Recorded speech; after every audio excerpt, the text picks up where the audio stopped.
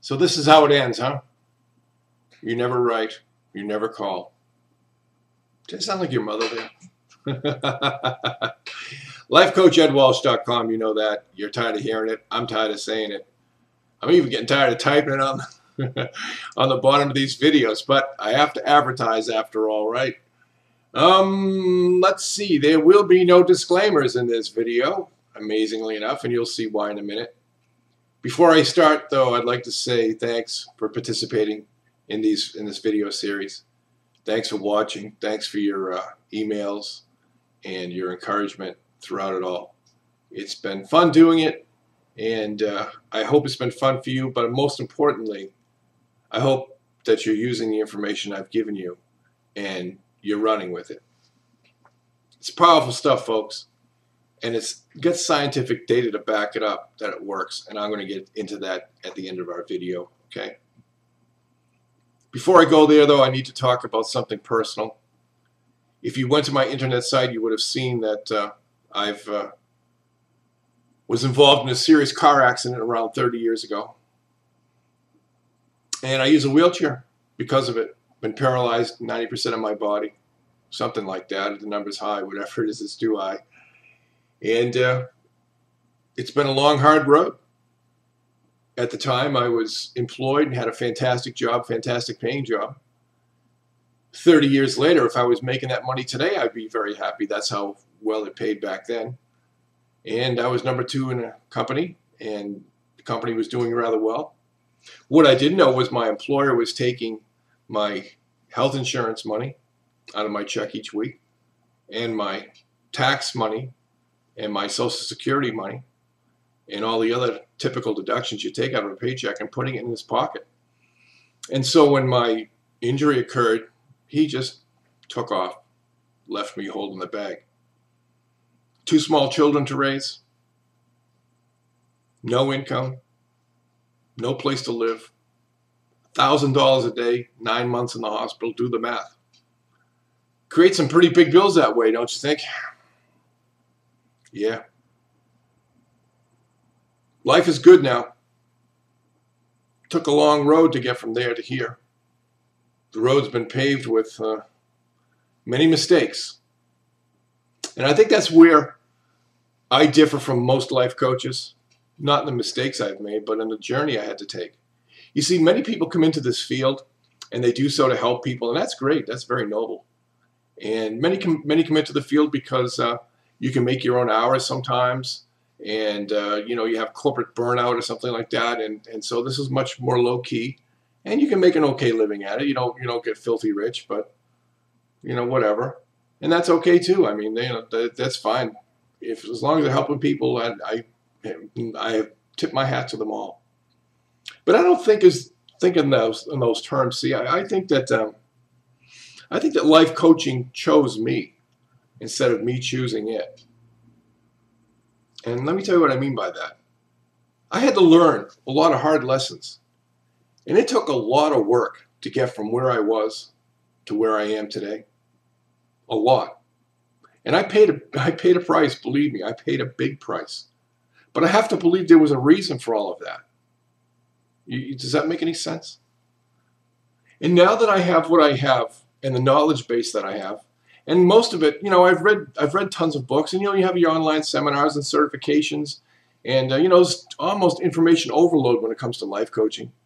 There's probably 500 videos on YouTube alone on it. Who knows? All of that stuff is important as it is. Let me tell you, it pales in comparison to living it every day and making it work for you every day.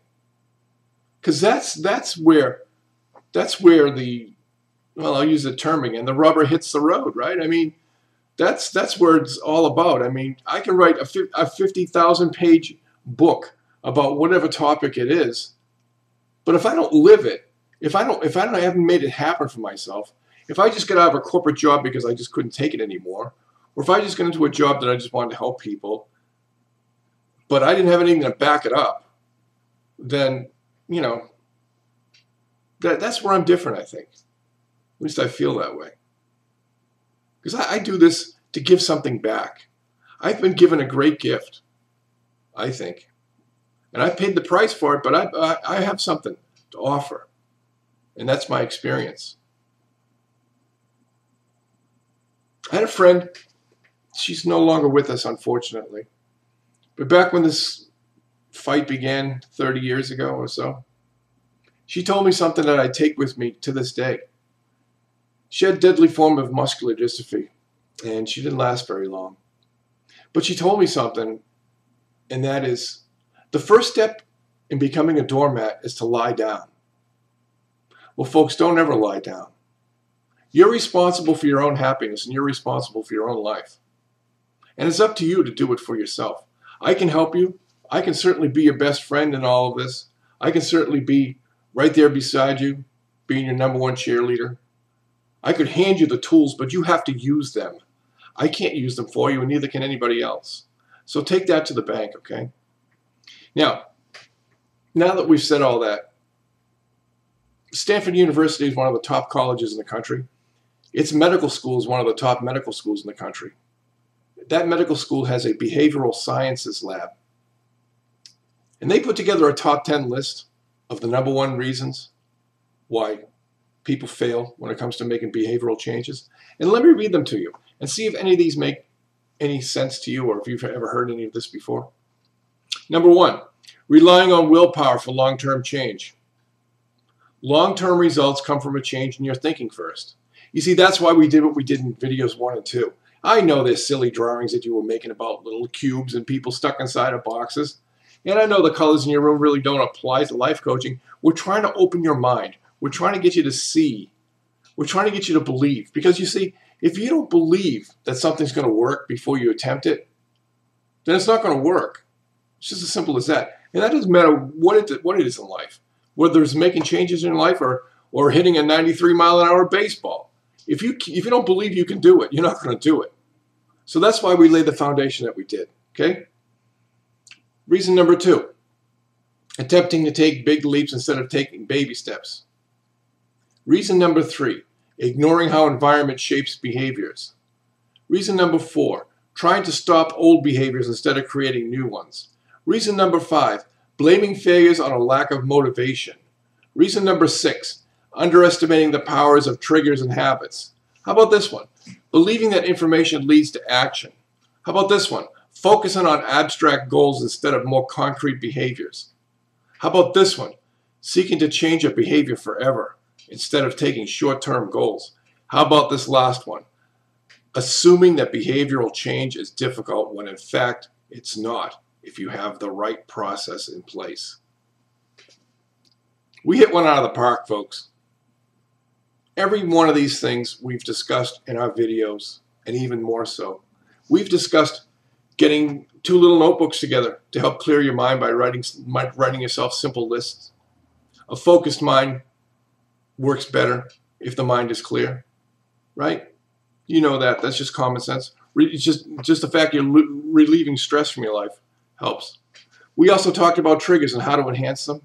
We also talked about writing your goal down and owning it by signing your name to it, giving yourself specific guidelines that work for you, a time frame, how you're going to do it, what you're going to achieve when you get there. All of these things are your keys to success. This is the routine for success we've built for you. And I hope you use it. I hope you run with it. I hope you'll call me up or shoot me an email and say, let's work together. But if you don't, that's fine.